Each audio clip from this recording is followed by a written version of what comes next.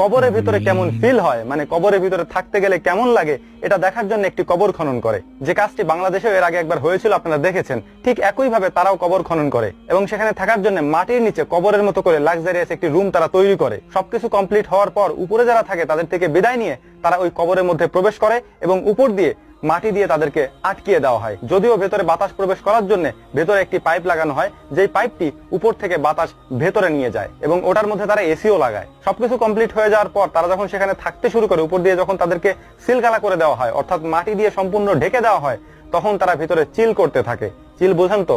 তারা সেখানে নাচতে থাকে, গান গাইতে থাকে, ফোন টিপতে থাকে এবং একটা সময় পর তারা বুঝতে পারে যে তাদের আর এখন করার মতো কিছু নাই। তারা বোরিং হতে শুরু করে। তারা বলতে থাকে যে আমরা এখন বের হইতে পারলে ভালো হইতো, বাইরে যে ঘুরতে পারলে ভালো হইতো, এটা তারা বলতে থাকে ভিডিওতে। ঠিক ওই সময় সেখানে প্রচন্ড পরিমাণে ঝড় শুরু হয়। অর্থাৎ তারা 24 ঘন্টা সেখানে থাকতে চেয়েছিল, 7 থেকে 6 ঘন্টা যাওয়ার পরই সেখানে প্রচন্ড পরিমাণে ঝড় এবং